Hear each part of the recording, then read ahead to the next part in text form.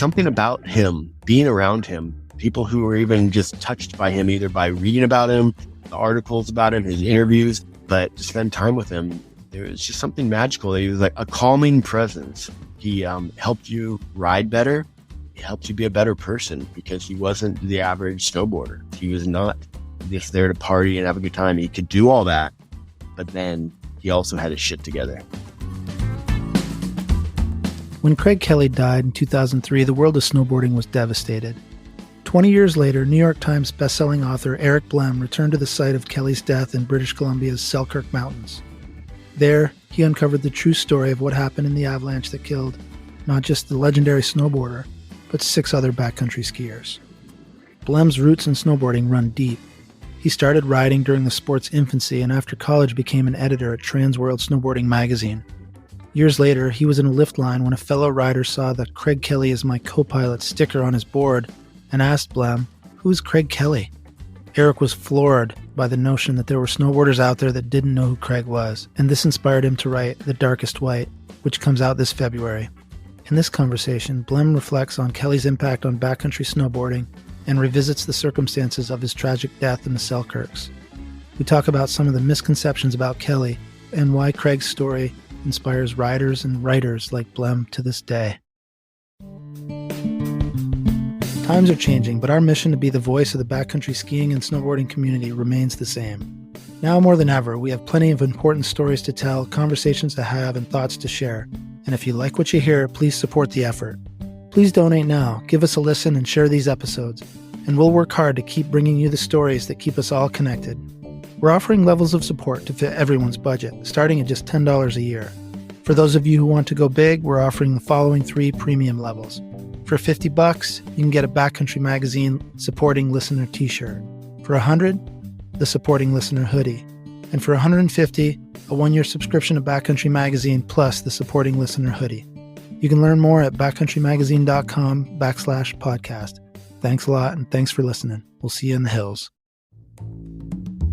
All right, friends, let's get into it. We hope you enjoy this new episode. Eric Blehm, welcome to the Backcountry Podcast. Howie, really stoked to be here. Gosh, we've talked in the past and a lot of parallel journeys between us in journalism, so I'm really excited about it.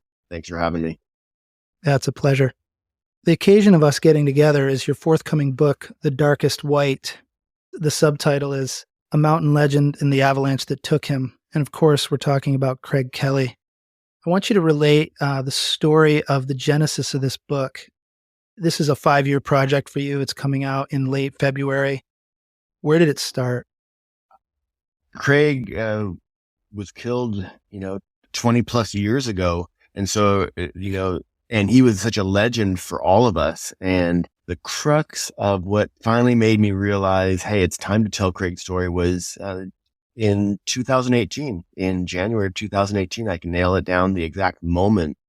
I was in a lift line in a little ski area, and a kid in lift line next to me looked over at my board and saw that I had a Craig Kelly as my co-pilot sticker on the nose of my board. And he just, with all sincerity, said, "Who's Craig Kelly?" For our generation, I was floored. I couldn't believe there existed a snowboarder on the planet that had never heard of Craig Kelly. And I realized then that it's time. It would be like going up to a basketball, shooting some hoops, a pickup game anywhere in the world, and someone saying, "Who's Michael Jordan?" Craig Kelly was the Michael Jordan of our era in sports, and it was just crazy to hear that it happened. So I went home after that trip, and I went to my storage unit where I keep all the archives that I obsessively collect from all my book projects and everything. And I dug back in the corner and found a little cardboard box, actually like a legal sized box that I had written just one word, Craig. And it had all of the articles I'd written that included Craig. It included the chat room situation that I had stumbled upon after his death. And there was a lot of very, controversial banter back and forth in the chat rooms at that point. The coroner's report about his death, and just, the armband that we all wore, a duct tape armband at his memorial service, all these things mementos of Craig that I had just buried for all these years. And, Howie, as I started looking through all of these mementos, it all started coming back to me that the questions that were there, because I wrote his, a couple of tribute stories for Kuar magazine. I wrote one for Transworld. It was called The Gatekeeper, a couple of obituary type stories about Craig and when he died. And we always focused on celebrating his life and what he did for the sport. But everybody always very much in agreement. Let's celebrate his life and just let's not focus on the death. And there were a lot of questions surrounding his death. And so I thought, if I'm going to do this, we have to tell the whole story. And that was when I decided, I'm not going to be haunted by this Durand Glacier avalanche anymore. I'm going to find some of the answers and, tell Craig's whole story. And that was what started it all. You selected a little piece to read for this interview, and it seems like you've set it up perfectly. Can you read that little excerpt for us to give us a flavor of who he was and what the Durand Glacier part of his story he was hoping to include in his life? Yeah, it's in the prologue. It's in the very beginning of the book. And I kind of started out by taking the reader to the Durand Glacier area, and where you're actually traveling. I put the person in the helicopter and they were flying, skimming frozen waterfalls and treetops. I took the reader along for the ride on my journey, via helicopter from Revelstoke into the northern Selkirks to the Selkirk Mountain Experience tenure. And I brought it right to the moment of where Craig had landed. At that point, it was 15 years before. And so I said, and I'll just start from right there. When Craig landed there on this knoll on January 18th, 2003, a skier he had flown in with said simply, "Welcome to paradise." 16 years later, when I landed at the same spot, I wasn't so sure. This was, after all, the paradise that killed Craig Kelly, who, let's be clear, hadn't even seemed mortal. He was a superhero, born from a blizzard on a sleeping volcano. He'd levitated down mountains, raced avalanches, aired cliffs, and landed on the covers of magazines. If gods walked the earth, says photographer Gordon Neesham, Craig was one of them. That's not hyperbole. We all believed it, says fellow pro writer Jason Ford, right up to the moment we heard the impossible news of his death. Wow. And I remember we had just acquired Backcountry magazine in August of 2002. And he, of course, died in 2003, along with 6 others. So it was a huge story. And I wouldn't say it was pre-internet, but it was close enough to pre-internet that we weren't rushing to break it online. So we had some time to think about it. And of course, we were close with the Beglinger family, who's run SME from its beginning. And it was just so tragic in every way, as all of these things always are. There are no winners here. But to me, as a skier looking inside, Craig was at the tip of the spear of snowboarders really embracing the backcountry. And Craig at the time was well on his way to training to become a mountain guide in Canada on a split board, which was nobody had done before. There were a couple others at the time that were trying to go down that road. It was uncharted territory. And as someone who knew him as the pro athlete, that was just larger than life. And for the skiers here that may not know who Craig Kelly was, we're talking Glenn Plake, we're talking Shane McConkey, we're talking Doug Coombs' stature, and frankly, maybe higher, because, snowboarding in the 80s through the, early 2000s was what was ascending in snow sports. Skiing had kind of stagnated. It was really snowboarding that was just doing all the things, including getting into the Olympics, in cracking that freestyle code that skiing struggled with and still does. So Craig was huge, and this was such a loss because you could only imagine what he would have done for the sport of splitboarding, for one, and just, backcountry pursuit in general, because he was so ahead of his time, and he brought that progression kind of element to the sport, or could have. We only just got a tiny taste of it. And frankly, we were shocked to know that Craig was among the victims. That was a surprise to us. So I'm kind of rambling here, but I can't help to think about what might have been. And I wonder how you process that when you were putting the book together.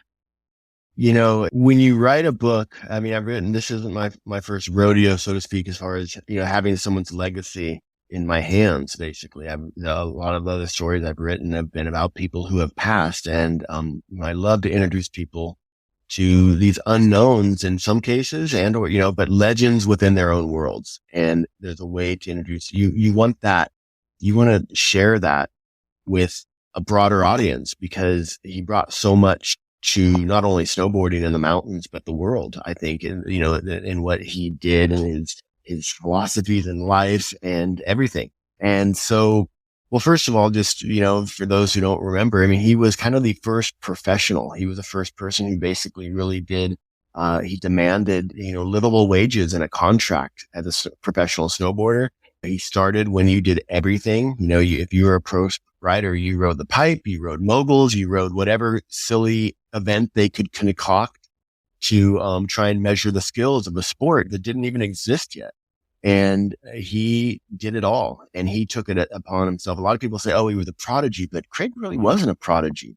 He was talented and he had great style, but he worked his ass off. He brought discipline to the sport where a lot of the riders like Palmer, Kidwell, later on, like I guess you could say like the Roach brothers or, Noah Selaznick, a lot of people who had a lot of natural talent. Craig in the beginning didn't necessarily. And so he really put the effort in and became that pro. And he went from, doing everything to then specializing. First, he became a world champion, 4-time world champion, doing it all overall. But he was really good at racing. He was really fast. And then he realized that halfpipe was kind of where everybody was going. That's where the photographers wanted to hang out at the contest. How many cool photos can you get of someone, arcing around a GS gate or bashing a slalom gate? And so he did all these things. And every time he left one thing, he'd focus on the next. And that eventually brought him to, hey, I just want a free ride. He realized that all this stress and, with competition and being the champion was great, but he was losing a little bit of that love and that joy that he got just in the beginning, just riding powder, hiking up for his turns before the skiers even allowed snowboarders on their slopes. And so that all comes to the ultimate goal that he had, still progressing the sport after many, many years. And he decided, I want to be a mountain guide. And a lot of things, in a short podcast, we can't really cover, but he ultimately became a father. And that helped him understand what it meant to share the mountains with people. And admittedly, he would say, I was selfish. Powder and riding and snowboarding was all about me. And he turned that corner as a parent and decided he wanted to share it as well. And, he endeavored to become an ACMG, Association of Canadian Mountain Guides, certified snowboarding guide. And no one had ever done that. There had been riders who could use a split board as one of the tools in their toolbox, so to speak, like John Buffrey. He was certified and as an ACMG guide, but he could use his skis or he could pull out his split board, homemade for many years, and use that when he was guiding snowboarders. But for the ACMG to actually certify a snowboarder on a split board had never been done. And they were very reluctant, to say the least, to allow a snowboard because they just didn't think it could be done. They couldn't. The old school mentality was, a snowboarder can't do everything a skier can, especially as a guide. Yeah, and I remember having those conversations as a patroller, even into the 90s. We weren't, it wasn't easy to become a ski patroller on a snowboard. That barrier is long since broken now. I want to kind of touch on something you mentioned. At the beginning, snowboarding was a backcountry sport or a backyard sport, no pun intended. You really lay that out very nicely, very clearly. Craig was a teenager when snowboarding emerged, developed by guys in their mid-20s and appealing to guys, and I'll just say it was mostly guys, in their teens. And Craig was that first wave. And I want to read a little passage from chapter 2 that really, it stuck out to me. I was talking to Jeremy Jones on the podcast a little while back, and we talked about how we don't often use the term progression in skiing as much as you do in snowboarding. And what I'm about to read really spoke to me because it gets to the why of that. And it's something I hadn't considered. Here it goes. Unlike football, baseball, basketball, or more to the point, skiing, snowboarding had no coaches, no schools, and no rules.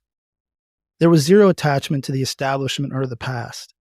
And it was something teens could do without some older authoritarian telling them how to do it better. Even the elders of the sport were 30 tops, and they were figuring it out right alongside the youngsters. The only thing they knew for certain was that it was radical. In skiing, we have this 100-year history. In modern, we'll call it modern skiing. Of course, it goes back further. But as a ski coach, I think about it all the time. All these practices, these rituals that go into the sport, even while the gear is changing, the sport as we go, I never really thought about the baggage of the previous generations. And I don't mean to be pejorative, but how it really influences, how we learn what we do. Snowboarding at that time was new. And it was why it was so liberating, I have to think. And I don't know if I have a question there, because it's something to behold, to consider getting into something that is so new and so different that you just figure it out on your own. And it certainly attracted a certain type of person who kind of would resist rules. Yeah. And I would say add to that with the whole idea of the media then versus now. Everybody in that era, how they even came to learn about snowboarding is a story. Because everybody, for Craig, it was Jeff Fulton, at Fulton's Schwinn shop. And he was, Craig was a BMX racer. I had a buddy, Carlos Royal. He first heard about it and then introduced me to it. And we rented a slicker. My first board was a slicker snowboard from Ocean Snow's surf shop in Escondido. And I hiked up Palomar Mountain out above, Escondido and Valley Center where I grew up. And these journeys to even find it, like I'd never heard of it. I boogie boarded it when I was younger. I, transitioned into surfing when I got a little bit older. And then it's all of a sudden, wow, look at this. It's this endless wave.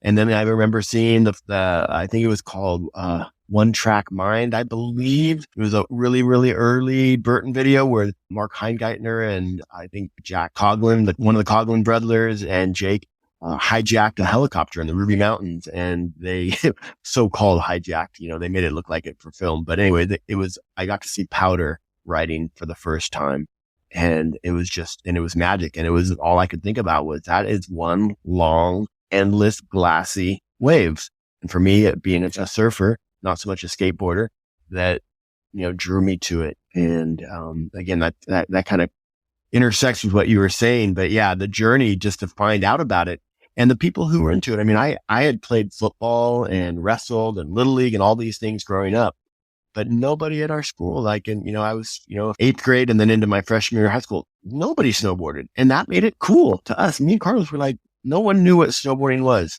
Nobody did in our entire school.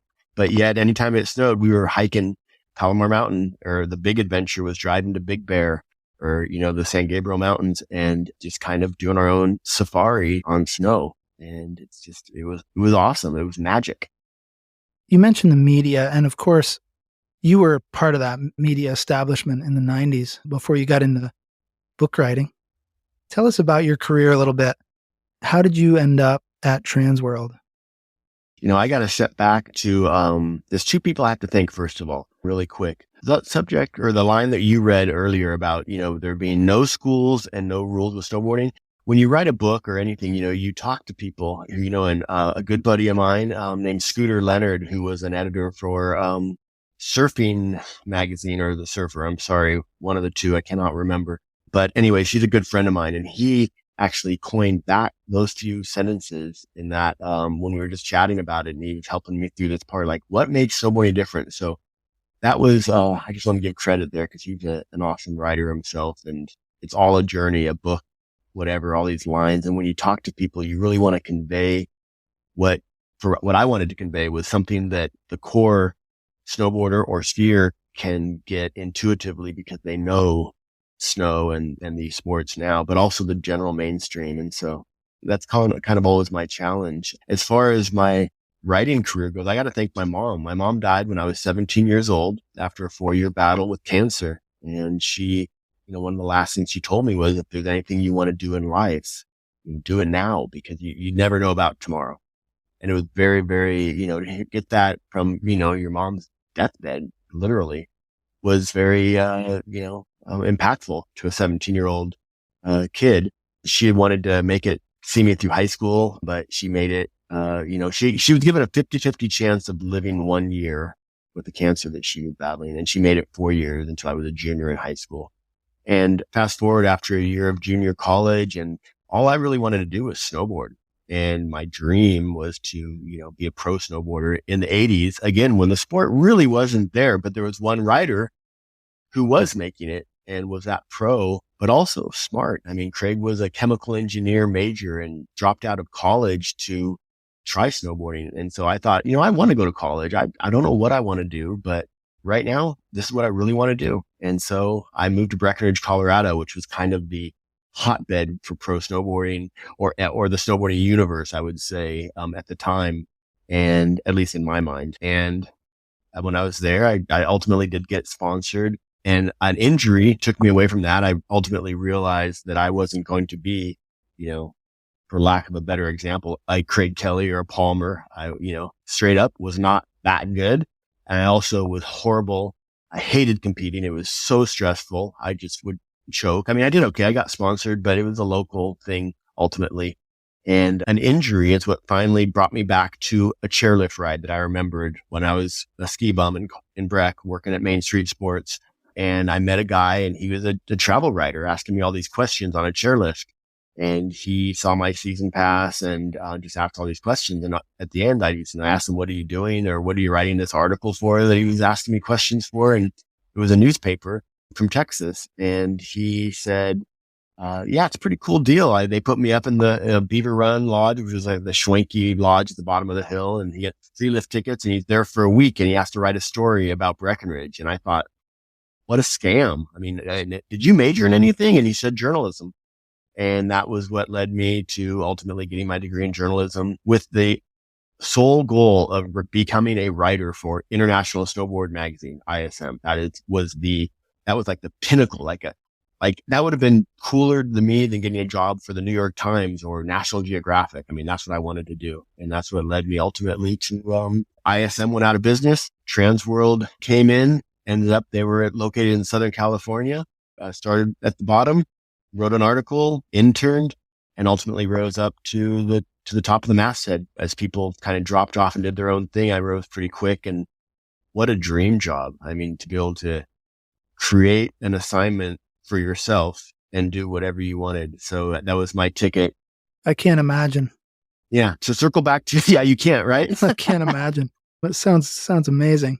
It circles back to my mom though. And, she had always wanted to travel. My parents were workaholics. We never had money for vacations, but we would always take these photo vacations, especially when she was really sick. And we would look at magazines and see places where we wanted to travel. And my whole goal was, at the very least, I'm going to see the world on someone else's dime. And that's what I did. Travel and ski the world on somebody else's nickel. That was my mantra. And our paths were very similar, except I had 2 sticks and you had 1. Exactly. I know. And and that's the beauty of snowboarding. So many people think of it as, but for this sport, I mean, and I guess any sport really, there's different routes to following those dreams where maybe you're not the athlete, maybe you're not the player, but you can find a niche that allows you to stay on that path where you're in the, for me, I feel like I was in the periphery. I was, along for the ride, which is kind of like, what makes it a very different journey, but also the same. And that's how ultimately I was able to meet Craig. First he was a hero on my wall, someone I aspired to be. And then ultimately you meet them and you're able to travel with them. And, they often say, you've heard people say, you don't want to meet your heroes because they, won't hold up. But I gotta say, of all the, there's several actually, I will say that they held up, Tom Burt, Jim Zellers, people I was really, fortunate to be able to meet and travel with, a lot of different riders. But Craig, he lived up to the hype. I mean, he was everything I thought he was and more. There was an aura about Craig that people will hopefully understand when they read the book, and people who knew Craig, that something about him, being around him, people who were even just touched by him, either by reading about him, the articles about him, his interviews, but to spend time with him, there was just something magical. He was like a calming presence. He helped you ride better. He helped you be a better person because he wasn't the average snowboarder. He was not just there to party and have a good time. He could do all that, but then he also had his shit together. And I think that's what made him a very unique individual. in that era of snowboarding. You talked earlier about how, maybe he wasn't like the best athlete out there, but because he was so together and in reading the book, I mean, the guy was a 4.0 student. He took every sport he did as far as he could logically take it, whether it was BMX or snowboarding. And we see that in pros that last in whether it's skiing and snowboarding. They just have it together. They're tight and they work really hard. I almost think it's having that work ethic and professionalism that allows for a long career, provide injuries notwithstanding, that allows, I look at Chris Davenport as a great example of that. Jeremy Jones too. I mean, arguably not the best athletes, exceptionally good, no doubt, but just exceptionally put together. And they want to stay, they love the sport so much. And maybe this is what Craig had in common, maybe what you and I have in common. You got to really love it to put the work in to stay relevant in the sport, whether it's being an editor or a book writer or a guide, a pro turned guide, or a snowboard manufacturer. And you have to challenge yourself to go to those next, to try and always better yourself and maybe get a little bit outside of your comfort zone. You might want to, write an article about somebody for us that maybe you don't know a lot about, but you want to, which is kind of tough. You have to dig into it, or for a snowboarder to try something, a new discipline perhaps, or something different. Yeah. Staying out of that comfort zone a little bit and pushing yourself and having the confidence to push yourself, I think it keeps it fresh, it keeps it new, but then you back it up because you're going to work your ass off. You're going to do what you need to do to get it done. And, that's what Craig, I think, again, it separated him from the pack. It gave him, I think his Keith Wallace, Duck Boy, was one of his proteges. And he would say that what made Craig different was that he brought discipline to the sport. And Craig was, a lot of people, especially for the later years, he seemed like very much the soul surfing, long haired, very mild mannered, soft spoken individual. But inside he was a machine. And a lot of people say that's what made him and Jake Burton Carpenter very much alike. Very off the cuff, hanging out with them. They're just a bro and they're casual and they're mellow. But inside those wheels are stinking turning and they're spinning and they're like setting everything up for the future. I think Craig and his brother told me that Craig had to work really hard to become that really low key Zen-like master. As I put it, I think he was the Obi-Wan Kenobi of snowboarding, but he had to work hard at it. The force did not come natural for Craig. Wow. That was really well put. And I don't even know where to go from there. Well, I'm just glad you took the time to read the book because that was the goal. Oh, it's great. When you were talking before you just sewed it up with Obi-Wan, there's a letter that you publish in the book from Craig to a higher up at the Association of Canadian Mountain Guides. And it went along with his application to get into the course, if you will, right? It was so thoughtful, and I encourage everyone to read the book and read that letter, but it came off with such grace, but also like, I'm going to do this. I'm going to be the first to do this. And, these aren't the droids you're looking for, is essentially what he said.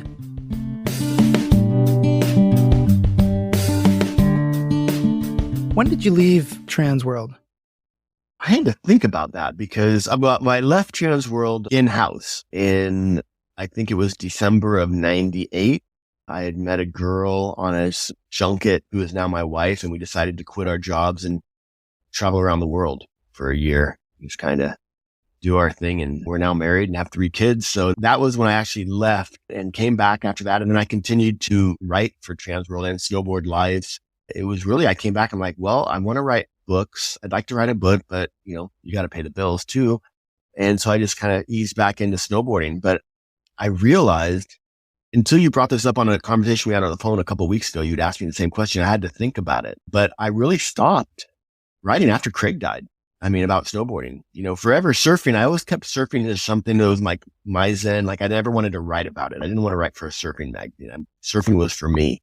A lot of people say when Craig died, the music stopped. And I feel like, not consciously, but about that time, I wrote all of his tribute stories, and I went on a few more trips, and that was about the end. 2003 would have been when I stopped writing about snowboarding. And, Transworld was my main, that was my gig. That was where I knew people and I wrote also for the Snowboard Journal, which came out for a while. John Foster and Jason Ford put that together. Scooter Leonard actually was on board there as well. And it was a short-lived kind of a surfer's journal magazine at the same time.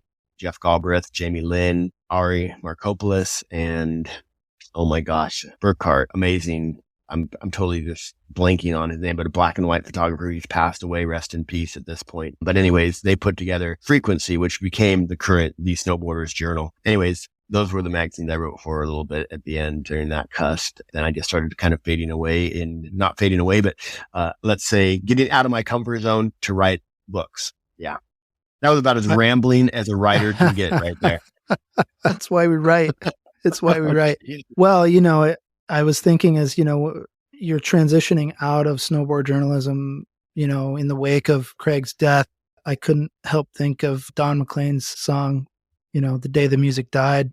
And for so many people, Buddy Holly was that same kind of iconic person that really had them rethinking all of their priorities, and I'm sure at that time, and I know having been in the media for a long time, it's a young person's game. It's challenging as you age in these sports to stay relevant, to stay fired up, and to not, you have to work at kind of feeling young and getting old at the same time. And that can be a challenge. And I wonder how much of that was part of this. Like, here you are. Well, I've been here for the glory days. Craig is gone, close that chapter and take my skill set to the next thing, which is books, which, I've never written a book. We've published some. I'd love to think I could write one day, but it seems frightening to me. Was it frightening for you? Oh yeah. When I got the first book deal and it's like, okay, it's, for people who don't know, like for a nonfiction book author, you put together a proposal and you basically, explain what you're going to do. And especially when it's your first book, you've never really done it. So you don't have something that will show that you can do this. I actually did write Agents of Change, the story of DC Shoes and its athletes, which is a total different backstory that we could talk about forever.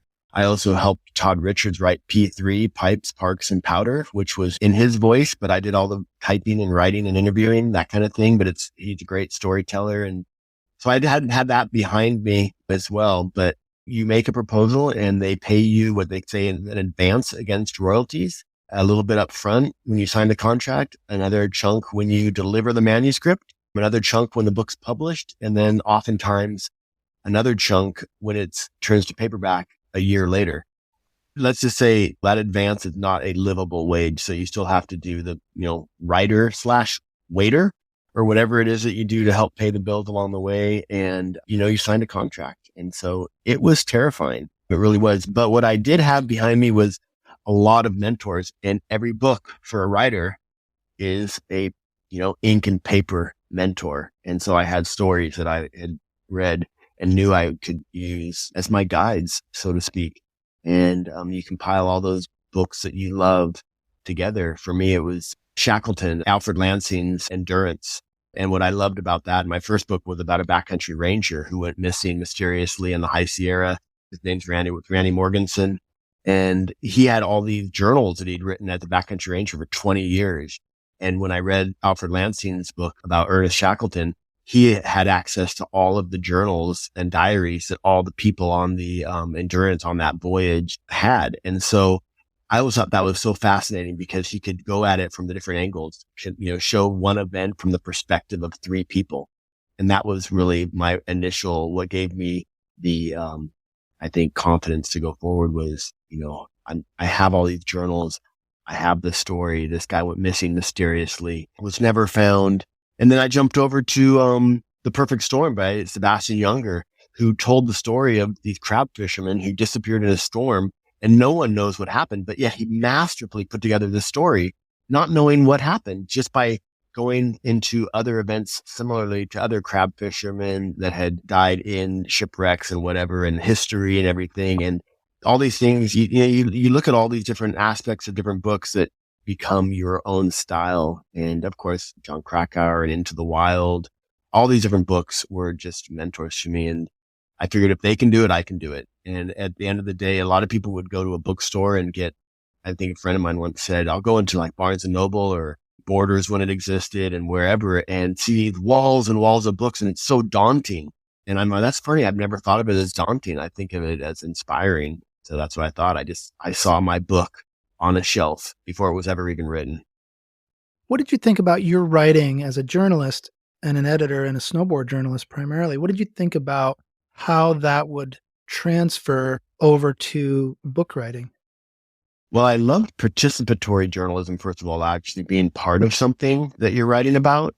That quickly changed because I did write about the military and special operations forces in Afghanistan and whatnot. And I wasn't embedded with these groups because nobody was embedded with these groups. Basically, they were top secret missions and things. So there was that aspect. But repeat the question. So I circle back to that. I was going somewhere and my 55-year-old mind just lost it. Well, I understand what it's like to write features and columns and gear reviews and all the things that go into magazine making and even online journalism. I often wonder how those skills will transfer into, longer form. I'm working on a 9,000 word piece right now, which is insanely long for most magazines except Alpinist and Backcountry. But still, a book, you're talking 100,000 words, Yeah. perhaps. Yeah. That's a different animal. So the room you have is much greater. How did you let your mind move into that space and occupy it? You know what? I am such an obsessive researcher that it's easy. And it's a blessing and a curse, but I love to research. And I don't know if all nonfiction writers are like that, but I think that we all, intuitively love the research and you're uncovering things. You're a detective, what's around the next corner. Like, am I going to stop interviewing people because I've got this story covered? But then that next person could, bring up something that is all time and it totally nullifies what you did before. So I loved the research and that really always led to not an issue of how much there was, just what to cut. And I mean, at the end of the day, this book is, it's long because it really is a story. It's a biography. It's a history of a sport. And it's also this, crafted disaster narrative along with snow science as well. So there's a lot of things going on in this book and it would be really hard to put it into what they originally wanted was like a 90,000 to 100,000 word book. My finished manuscript was about 180,000 words, almost double what they would have liked. And they just throw that out there because any book, they need to breathe. And at the end of the day, I think what I turned in and what the final draft was about 120,000 words, which was a little shorter than my longest book. But otherwise, it's in there. It's not like a little very thin Into the Wild, but it's also not James Michener. It's not this tome that you can use as a have to prop your door open on a windy day. It's a nice side book and it needed it really. If anything, the regrets are some of the stories that aren't in there, but I don't think people will miss them for that. And so again, to circle back to from the magazines to the books, it's really the same animal. You want to hook somebody up front. You want to give them a reason to keep reading and, you want to then deliver what you promise. And if you're going to do it with a book, you better do something, especially nowadays, the short attention span of everybody, you want to deliver, but you got to give them a reason to keep reading. And I will say that, the prologue alone for this book probably took me, several months to finally craft the prologue to a point where it was. And I will say this is a self props, if you want to say, but I let Jim Zellers, who is a hero of mine in snowboarding, he's a legend in backcountry snowboarding. And, I let him read it as an early read and he said that delivered. And so anyways, that prologue alone I consider that prologue like a feature article, and each chapter is its own little feature, and you want to make the reader keep reading and give them a reason to keep reading. And then at the end of it, make sure that you don't disappoint. And let's hope, the whole world's going to see the book soon here. Now, whenever people hear this, it's going to be out in a couple of weeks and I'm very confident, but at the same time, I'm on pins and needles, kind of almost like you're at the top of a run. You've done all the pre-work for the snow. Everything is safe, right? But now you're going to drop in, and is it going to hold up? Are you going to have this epic cow run, or did you somehow overlook something, and it's very similar, honestly, that waiting. I'm again, super excited, like top of the world excited, but there's always just a little edge of oh, What did you learn? You talked about being advised to never meet your heroes because they'll never hold up to your expectations. But in Craig's case, that was different. Of course, you knew him and you went riding with him. You wrote about him during his career, during his life. What did you learn about him during the research of this book that surprised you, that you didn't really expect? Well, one thing, honestly, was when he was my hero, I always kind of thought of him as being older, quite a bit older. And he's 2 years older than me. He was born in 66. I was born in 68. And for some reason, when you see somebody on magazines and, there are these heroes that I always thought he was taller and bigger than he was, when I realized he was really kind of, aside from being an amazing writer, he was like a peer in a similar age. And it's interesting when you get into somebody's life and their story that comes to life. Another thing that I thought was really interesting that I didn't really realize, that he was this, he was a latchkey kid of divorced parents and, had to overcome a lot, in his early years that I very, respectfully cover in the book, but also, I'm pretty much abrupt with it, as far as this is how his life was. I snowboarded with Craig in Iran at one point. We had a kind of a heart to heart. We were roommates for many days in the Alberge in the mountains beyond Tehran. And he had told me that at that point, he alluded to wanting to write a book himself at some point. And at that time, he was also just starting to do things with the Chill Foundation for Burton, which was, helping out kids, from city or for whatever circumstances they haven't been able to afford snowboarding, to introduce the sport to so many young kids. And he was starting to do that. And he had alluded that, hey, I want to, people understand that, they know that I was this world champion, but I didn't come from your average, standard, life where I had, mom and dad at home. And so I didn't want to shy away from that in the book. And so that was honestly very much a surprise. And I have to say a pleasant surprise, because it made him very much approachable as a subject matter, because it's life, it's real life. He wasn't a caricature of a world champion that had parents taking him to practice every day and coaches and whatever, somebody wanted to do. He was the snowboarder. He really did it on his own. The fact that his parents were forthcoming and his siblings and everybody about that part of his life is a testament to how much, they want to honor his legacy, I think, and it was tough, some of the stuff maybe people didn't want to have in the book.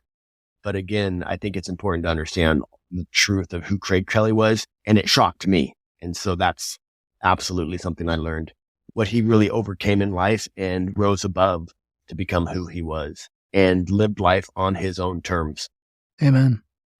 I would like to do one thing. I just realized I would love to pay homage to the people, the other 6 who died with him on the mountain that day.